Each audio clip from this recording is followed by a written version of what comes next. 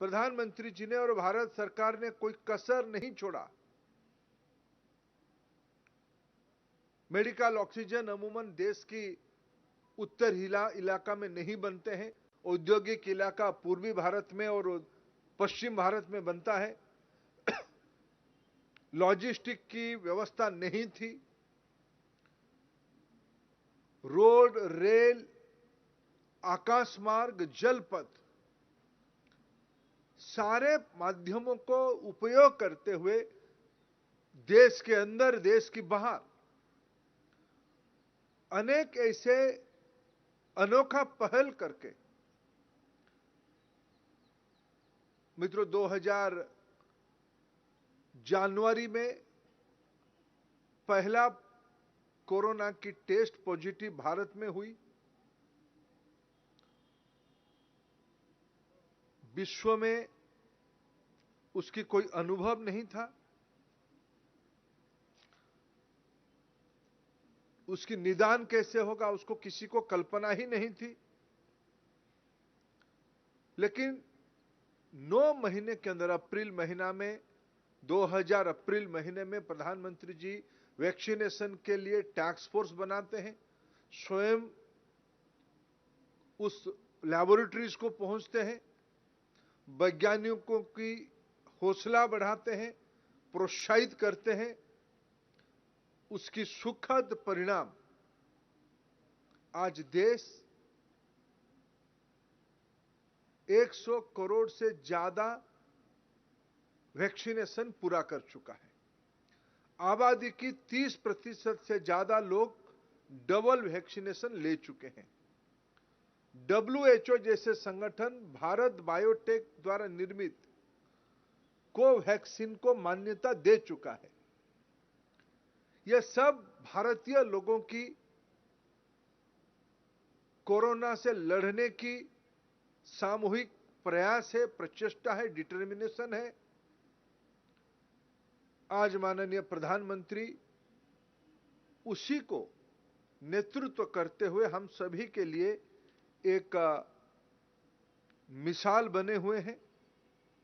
कार्य समिति उनकी उस पहल को देश की ओर से और विशेष करके पार्टी की ओर से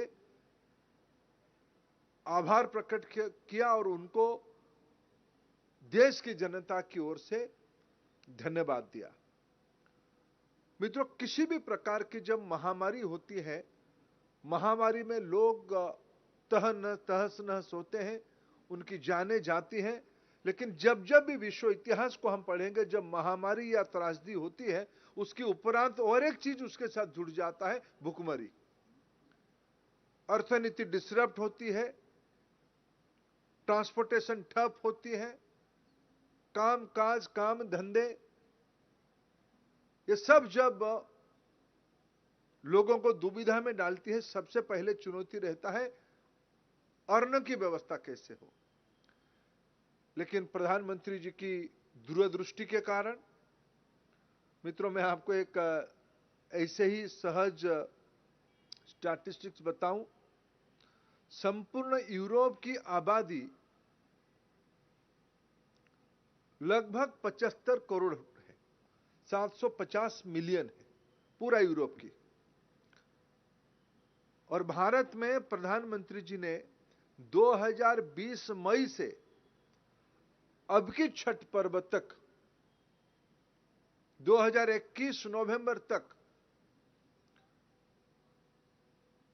मनुष्य इतिहास में सबसे बड़ा फूड प्रोग्राम चलाई। प्रधानमंत्री गरीब कल्याण योजना के तहत प्रधानमंत्री खाद्यान्न योजना प्रति माह 80 करोड़ नागरिकों को प्रति माह 5 किलो अन्न, चावल या गेहूं, दाल, इस प्रकार की व्यवस्था के कारण आज देश की अर्थनीति पुनः पटरी पे आने लगा है। कामकाज सहज स्वाभाविक होने लगा है। व्यवसाय बढ़ी है। जीएसटी कलेक्शन उसकी सबसे बड़ा उदाहरण है। स्कूल कॉलेज देश भर में खुलने लगे हैं, जिंदगी सहज होने लगा है। मित्रों, ये सब गरीब कल्याण योजना प्रधानमंत्री जी सही समय में सही निर्णय की लेने की, उनमें जो एक डिसाइसिव निर्णय की कैपेसिटी उनकी है, आज देश उससे लाभान्वित है। कार्य समिति ने उसके लिए भी उनको आभार प्रकट किया। मित्रों, जम्मू कश्मीर हमारी देश की अविच्छेद्य अंग है। ये हम विशेष करके भारत की एक तबका, जब धारा 370 लागू हुआ उस समय से भारत की संसद से लेके भारत की गलियारों में श्यामा प्रसाद जी की बलिदान से लेके आगे, मित्रों मैं आपको स्पष्ट करूं, धारा 370 कोई एक पार्टी विशेष की नारा या दायित्व नहीं था। जो पार्लियामेंट्री प्रैक्टिस के विद्यार्थी हैं वो भली भांति जानते हैं, कांग्रेस की नेतृत्व भले ही 370 उस समय में लागू करवाया था, लेकिन कांग्रेस पार्टी तथा पार्लियामेंट में अनेक सदस्यों ने शुरुआत की दौर से धारा 370 जो अस्थायी था उसको उच्छेद किया जाए, नहीं तो जम्मू कश्मीर में विकास नहीं हो पाएगा। वहां के गरीबों की, वहां की आदिवासी, वहां की वंचित वर्ग, वहां के पिछड़े, वहां की पहाड़ी लोग, उनकी विकास नहीं हो पाएगा। ये महिलाओं को न्याय नहीं मिलेगा, ये शंका शुरू से की गई। लेकिन प्रधानमंत्री नरेंद्र मोदी जी की नेतृत्व, गृह मंत्री अमित शाह जी की कौशल्य के कारण आज जम्मू कश्मीर संपूर्ण विकास की राह पे चल चुकी है। वहां की धारा 370 2019 अगस्त 5 से हटने के उपरांत ये लगभग 2.5 साल हो गया है। उस 2.5 साल के अंदर आज जम्मू कश्मीर में निवेश बढ़ी है, पर्यटन बढ़ी है, श्रीनगर की नजारा बदली है।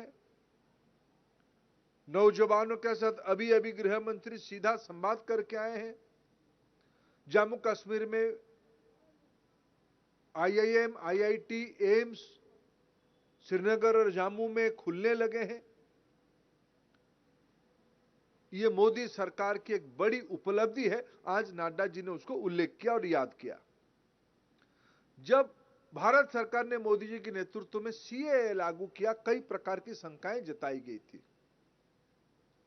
क्या होगा, क्या किसी को छोड़ दिया जाएगा, क्या नागरिकता क्यों दिया जा रहा है? मित्रों, हमें कहने की आवश्यकता कुछ नहीं है, दुनिया उसकी साक्षी है। कुछ महीना पहले जब तालिबानी ताकत अफगानिस्तान को दखल किए, प्रधानमंत्री नरेंद्र मोदी जी की दूरदृष्टि प्रमाणित हुई। जिन जिन समूहों को हमने CAA के तहत संवैधानिक सुरक्षा देने की बात कहे थे, वो सारा विषय आज सभी को संवैधानिक ढांचे के अंदर सुरक्षा दी गई। आज उसके लिए भी कार्य समिति आभार प्रकट किया। मित्रों, इन दिनों में अनेक जगह पे अनेक पहल हुए हैं। देश शांति में रहे, प्रजातांत्रिक ताकत मजबूत हो। इतने बड़े देश में हमको लीगासी में और निर्णयता की लीगासी के कारण, इंडिसिसिवनेस के कारण अनेक क्रोनिक इश्यू हमारी सामने था। धीरे धीरे मोदी जी की सरकार उसको एक लंबे समय के लिए कॉन्क्रीट, कोई शॉर्टकट के आधार पे नहीं, भले ही कुछ विषय के लिए हमको सामूहिक रूप में आलोचना सहना पड़ा होगा। मैं उसके एक सबसे बड़ा उदाहरण दूंगा। आज स्थायी रूप में बोडोलैंड में अनेक वर्षों के बाद शांति स्थापित हुई है। ऐसे अनेक उदाहरण सामने आए हैं। देश की पूरब हो, पश्चिम हो, उत्तर हो, दक्षिण हो, धीरे धीरे देश में अमन, चैन, भाईचारा बढ़ी है। मित्रों, इन दिनों में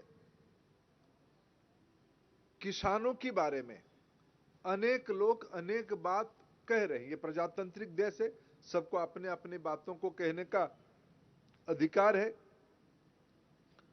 लेकिन मैं तथ्यों के आधार पर कहूं, जब 2014 में हम लोग जिम्मेवारी संभाले, किसानों के खाते में सिर्फ 23,000 करोड़ रुपया की व्यय की व्यवस्था थी बजट में। अभी अभी वित्त मंत्री जी ने जो पिछले बार बजट स्थापित किया, वो एक्सपेंडिचर अमाउंट, व्यय की व्यवस्था 1,23,000 करोड़ तक पहुंची है। 10 किस्त की प्रधानमंत्री किसान सम्मान निधि दे दिया गया है। धान हो, गेहूं हो, दलहन हो, तिलहन हो, गन्ना हो, कपास हो, सारे एग्री कमोडिटी की, कृषि उत्पादित द्रव्यों की एमएसपी बढ़ाई गई है सीएससीपी की रिकमेंडेशन के आधार पे। और कोई तथ्य को आकलन करके देखें। आप